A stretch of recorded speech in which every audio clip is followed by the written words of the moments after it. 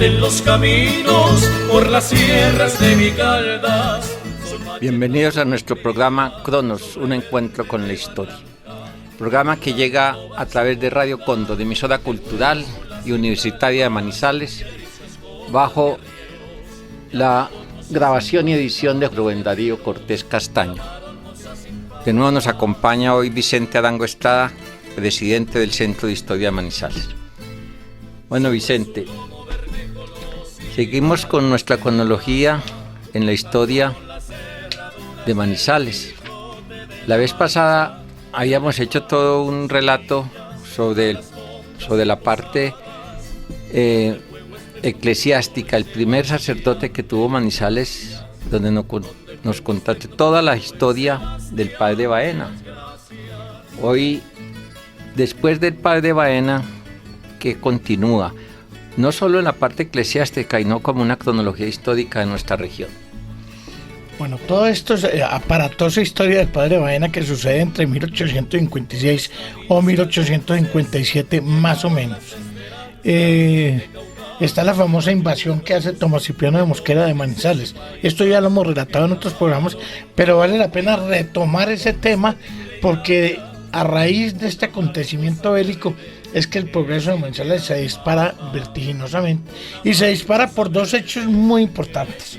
El gobierno de Antioquia, viendo pues la continua amenaza de los ejércitos caucanos, establece en Manizales la tercera división del ejército de la Confederación con la jefatura del general Joaquín Posada Gutiérrez. Este general es un general de muchísima figuración en la Guerra de la Independencia y en los acontecimientos a finales del gobierno del señor libertador Simón Bolívar Gutiérrez. Este general es un hombre demasiado importante, él es cartagenero, es un hombre, un literato, escribe unas famosas memorias histórico-políticas en donde relata todo lo sucedido en Colombia o en la Confederación Neogranadina, para ser más claros, desde 1820 casi hasta 1850, haciendo mucho énfasis en los últimos días del Libertador y de su gobierno. Al situarse aquí el ejército de la Confederación, naturalmente que Manizales se convierte en una plaza militar muy fuerte y a la que hay que habituallar. Eso lo hemos explicado en otros programas. Ese habituallamiento pues disparó el comercio de la ciudad y disparó en todos los órdenes el progreso de la ciudad. Ese ejército acantonado aquí demandaba muchísima inversión por parte del gobierno antioqueño y del gobierno central, porque era un ejército de más de 800 hombres, era un ejército que tenía que tener prácticamente de todo porque estaba en campaña permanente cuidando las fronteras de lo que quería hacer el general Tomás Cipriano de Mosquera en cuanto a una invasión a Antioquia para imponer su criterio liberal. Y recuerde que en ese momento está el gobierno de Ospina, Mariano Ospina Rodríguez, que es el abuelo de Ospina Pérez y el papá del general Pedronilo Ospina. O sea que son presidente padre, presidente hijo y presidente nieto. Es una familia presidencial que ha dado demasiadas personas importantes en la historia nacional. Cuando Tomás Cipriano se alza en rebeldía contra ese gobierno y declara que el estado del Cauca no pertenece a la famosa Confederación Granadina y que no quiere obedecer los mandatos políticos de este presidente, es que se declara esa famosa revolución de 1860, revolución que trae demasiadas consecuencias políticas y administrativas en todo el territorio nacional.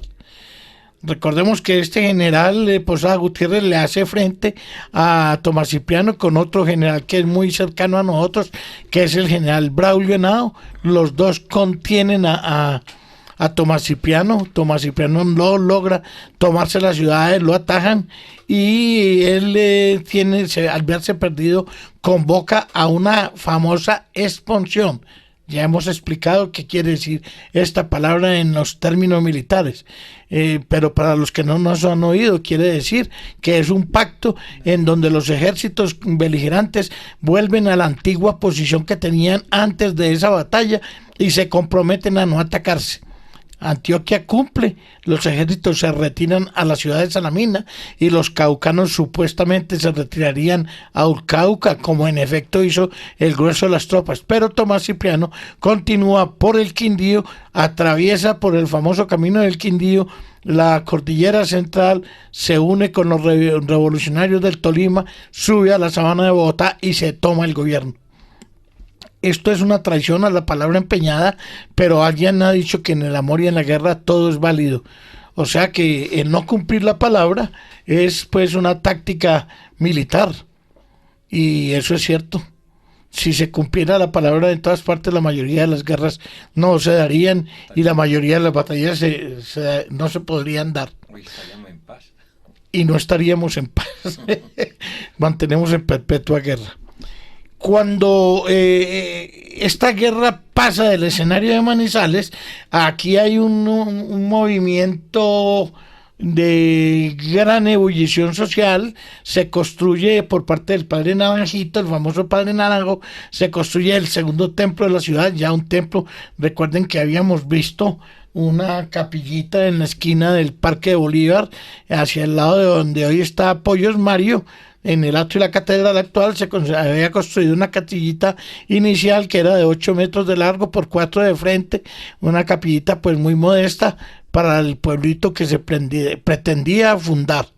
Ya con todos estos adelantos y con toda esta ebullición de gente, se hizo necesario una iglesia más grande que acogiera pues el gran número de personas que afluían en Manizales. Y el padre Naranjito hace una iglesia de 80 varas de largo por 20 de ancho, dividida en 3 naves. Es una iglesia que se hace de calicanto, o sea que es piedra con cal, y en la parte y tapias, y en la parte por ahí de unos 1,50, 1,80 hacia arriba va en adobe y después en madera. Esta iglesia, en algunos libros viejos, sobre todo en nuestra revista del Archivo Historial, que recuerda que es una revista fundada en 1918 por Enrique Otero da Costa, hay una fotografía que muchos historiadores dicen que esa no es la fotografía original, pero hasta que no se demuestre lo contrario, nosotros seguimos aceptando esa foto como la fotografía de ese templo. Ese templo tuvo ya algunos adelantos más que arquitectónicos, artísticos, en que se demostraba la importancia que había adquirido el pueblo y la importancia que había adquirido esa iglesita.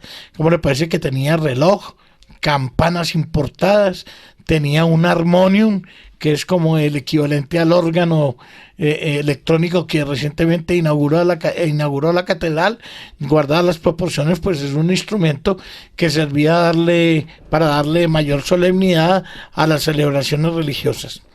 Esa iglesia dura hasta la década de 1875 a 1885, cuando una serie de temblores, unos 5 o 6 que hay entre el 1875 y 1878, la dejan en muy lamentable estado. Prácticamente la destruyó, lo que obligó que se tuviera que tumbar, y es cuando se empieza a construir la famosa iglesia de madera que se incendió el 20 de marzo de 1926. A grosso modo, esta es la historia de los 3 templos que conoció Manizales en su principio, en su génesis, y que moldearon demasiado bien el alma y el sentir religioso de la población, porque se pasó de una muy pequeña capilla pueblerina, yo diría que más que pueblerina, demasiado campesina, ya a un templo como este de la primera catedral, que fue en madera, hermosísimo, que se incendió el 20 de marzo de 1926, como hemos dicho, en las horas de las 5:30 a las 6:15 de la mañana, en el tercer gran incendio de la ciudad. Después, recuerden que en 1928 se empieza a construir la hermosa catedral que hoy tenemos, verdadera obra de arte y majestuosa edificación que hoy por hoy está en el mismo sitio donde han estado estos otros templos. En esa década de 1860 a 1870, que venimos detallando a grosso modo, también surge la construcción del primer hospital. Casi en 1880, ese primer hospital quedaba donde hoy en día está donde estuvo la cooperativa de caficultores en el Parque Liborio Gutiérrez. De eso se conservan algunas fotografías. Era muy bonito, era un hospital que se sirvió las necesidades médicas en sus primeros tiempos de la ciudad. Ese hospital se construyó por iniciativa del doctor Dionisio Uribe Santamaría, un médico de origen antioqueño que se estableció aquí y que al parecer fue el primer médico graduado que estuvo en la ciudad de Manizales. Un verdadero mecenas, un verdadero filántropo que desplegó muchísima actividad, no solo médica, sino también cívica. Este señor está involucrado en muchísimas obras de adelanto de la ciudad. Este Marcelino estuvo acompañado, este médico estuvo acompañado de don Marcelino Palacio, de don Miguel María del Valle. Este es el esposo de aquella poetisa Agripina Montes del Valle. También estuvo acompañado de don Alejandro Gutiérrez, de don Aurelio Villegas, don Brígido Hurtado y el doctor Miguel Urrea y don Blas Gaviria. Estos son los hombres que situaron a Manizales en el mapa médico de la República. En ese entonces el desarrollo de la ciudad tenía ciertas cosas paradójicas y anecdóticas. Ahí es cuando vemos y podemos entender que muchas casas de la población tenían cerdos dentro de sus casas y los dejaban salir a las calles y se convirtieron en un problema esos cerdos, y se cuenta el caso anecdótico y chistoso de que un domingo cualquiera un cerdo de esos se voló y se metió a la iglesia cuando estaban en unos oficios religiosos, y allí pues comenzaron a perseguirlo por entre las bancas, por entre las viatas y por entre todo el mundo, y no fueron capaces de cogerlo dentro de la iglesia, pero en el parque que se estaba celebrando el mercado lo atraparon y se propuso que como castigo para el dueño fuera sacrificado y vendido en pública subasta la carne, y lo cual sirvió muy bien porque se recogieron muy buenos pesos. Inclusive dice la historia que la colita del marrano, en una forma muy chistosa, lo narra don Guillermo Ceballos, que la remataron por 180 reales, que es una cifra espantosa o descomunal para la época. Parece que en esa recolección de dineros primó más pues las ganas de colaborar con alguna obra, que era lo que nos identificaba, una gran solidaridad ciudadana y un gran acompañamiento a las obras que se adelantaban en ese momento en la ciudad.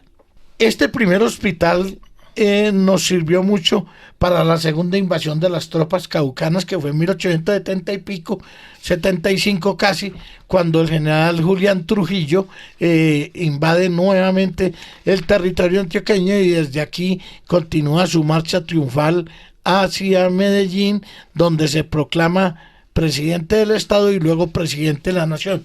Se me olvidaba decirle que cuando Tomás Cipriano logra entrar a la ciudad de Manizales, aquí mismo se proclama gobernador de Antioquia, o sea que de esta población tiene ese hecho histórico dentro de sus saberes.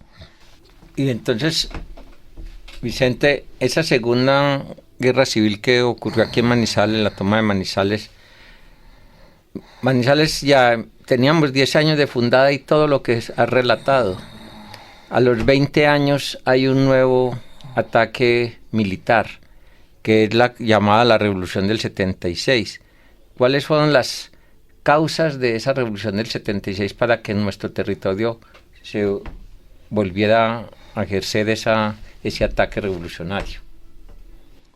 A ver, la Revolución del 76 fue contra el gobierno de don Aquileo Parra. Se han esgrimido muchos argumentos históricos para justificar esa rebelión del Estado del Cauca hacia la Unión.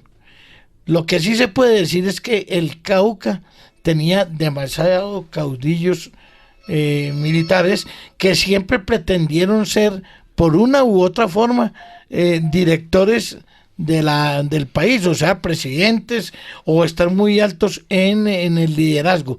El Cauca se consideraba en ese entonces un verdadero peligro social para la existencia de la nación, y ellos invocaban cualquier pretexto, por nimio que fuera, para levantarse en contra el gobierno nacional. Esa revolución del 76, más que todo, se debió a motivos religiosos. Unos motivos religiosos que, si los vemos a la luz de la historia actual, o sea, a cómo es el país, uno los podría considerar irrisorios. Pero tiene que tenerse en cuenta que para ese entonces la gran influencia que estaban ejerciendo las nuevas métodos de enseñanza que estaba trayendo los gobiernos liberales al país, especialmente los grandes pensadores ingleses y franceses, molestaba mucho a los conservadores, lo que hacía que Antioquia cerrara muchísimo el pensamiento político, y que los caucanos nos consideraran pues como unos atrasados políticamente, y quisieran imponernos y quisieran arremeter contra el estado de Antioquia. Y como éramos una ciudad fronteriza, pues naturalmente éramos los primeros en ser atacados, porque recuerde que los caminos importantes que iban del Cauca hacia Medellín pasaban por Manizales. De esa revolución del 76 se dice mucho de la invasión del Cauca que traía su ejército. ¿Qué nos cuentas? A ver, de eso hemos hablado en muchas oportunidades. Recuerden que los ejércitos liberales del Cauca se nutrieron especialmente de las pionadas negras que tenía Tomás Cipriano de Mosquera en sus fincas y en sus minas. Era un ejército de gente inculta, montaraz, una gente que no conocía pues prácticamente nada de la civilización moderna de la época, y era una horda que arrasaba con todo. Manizales sufrió muchísimo con esas invasiones. Tuvimos la famosísima toma de la famosa Cuchilla, lo que hoy en día es la avenida 12 de octubre, donde se sentaban principalmente esas tropas, y donde, por ser una zona de tolerancia, hacían y deshacían lo que les daba la gana, y eso hacía que la gente de Manizales tuviera muchísima zozobra por la invasión de esas tropas. Pero, en cierta forma, esa llegada de tropas liberales en varias ocasiones a Manizales cambiaba mucho la forma de pensar y la forma de ver la historia y los acontecimientos políticos del país. No estoy diciendo ni justificando pues que haya sido necesario que esas tropas nos invadieran, sino que empezábamos a ver otras formas de pensar, otras formas de concebir la vida, y otras formas de entender lo que era una guerra, porque aquí, a pesar de que éramos también un fuerte militar, la guerra se hacía todavía con ciertos criterios caballerescos y con cierto respeto a muchas cosas. En cambio, estas tropas venidas del Cauca, en su gran soldadesca, era una gente sin Dios y sin ley, aunque los conductores, pues los grandes generales y la gente, o sea, los oficiales de alta graduación, fuesen gente muy civilizada. Algunos fueron poetas y escritores y militares de carrera que tenían cierto roce con Europa y con Estados Unidos. Era prácticamente imposible para ellos imponerse en esa tropa, en esa masa de soldados negros que arrasaban con todo lo que veían.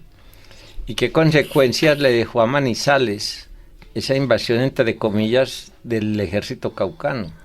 A ver, se habla en la historia de un gran descalabro social. Es decir, la ley perdió todo su imperio, se desató una ola de vandalaje, de latrocinio, de desafuero, de violaciones, de qué dijera yo, de muy poco respeto para con los pensamientos religiosos y políticos del contrario, del vencido, en este caso pues de los conservadores y especialmente de los manizaleños. Pero ese es el pan común en todas las guerras, en todas las épocas del mundo. Y al nivel de ciudad, ¿qué nos puede decir? ¿Qué consecuencias pues el asentamiento de estas yo no tropas. quería contarle, pero Pero esa es historia. a ver, se extendió las famosas casas de Leonocinio, o sea, pues las casas donde se consigue todo lo que usted quiera por pagar. Se desató un gran vandalaje y lo primero que se hizo fue la confiscación de todos los bienes de la iglesia, empezando por los cementerios, por los estipendios de los sacramentos, inclusive en la época estuvo cerrada la iglesia y no había forma de acceder a los sacramentos ni a los servicios religiosos, cosa que fue un escándalo espectacular para esta zona, puede que para otras zonas del país no. Recuerde que los conservadores de nuestra cultura pues eran religiosos muy practicantes de la fe cristiana, especialmente católica, y uno empieza a entender que ese libre pensamiento que se quiso imponer con las armas hizo más daños que bien, porque lo primero que se perdió fue el respeto por el otro, por el vencido o por el prójimo, como dijéramos hoy en día, y eso contrajo grandes problemas de orden público. Y aquí en el libro del maestro en el libro del maestro Guillermo Ceballos, él nos cuenta de que las escuelas, el hospital, la alcaldía, todo eso fue tomado o de estas huestes caucanas, y eso originó pues un gran problema social interno aquí en la ciudad.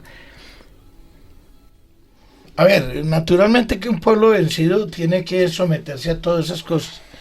Repito, la soldadesca hace y deshace en un triunfo, y si esa soldadesca es inculta, analfabeta y de otro pensamiento político, pues eso se lleva hasta las mayores consecuencias o los mayores desafueros. Eso lo vivió Manizales, y eso fue una época de casi 3 o 4 años en donde Manizales vio irrespetado todo lo que usted se quiera.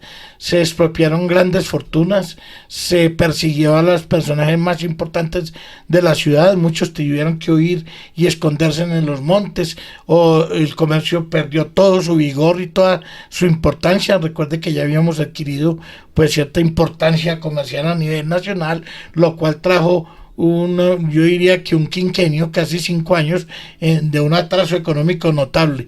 Cuando esta guerra o esta revolución termina, el país estaba prácticamente asolado, pero la zona del sur de Antioquia, lo que es Manizales, Neira, Salamina, fue brutalmente expoliada como le dio la gana. Yo creo que podemos hacer un abrebocas. Después de esta guerra del 76, hay un personaje muy importante, Vicente, para que el próximo programa nos relate, es Gregorio Nazanceno Hoyos Yarza. Es el sacerdote que viene, y vamos a la importancia que tuvo este personaje, no solo para la ciudad de Manizales, en su vida social, económica, sino también en la vida eclesiástica. Amigos oyentes, gracias por habernos dejado llegar a sus hogares. Esperamos sus comentarios vía email o vía telefónica acerca de nuestro programa. A ustedes muchas gracias. Hasta un nuevo espacio. Adelante en los caminos, por las sierras de mi Caldas, son machetazos de umbría sobre verde de barranca. Añorando va en su fuga de bueyes, mulas y calmas, y ariscas coplas de arrieros llamaronnos a infantas, y ariscas coplas de arrieros llamaronnos a infantas.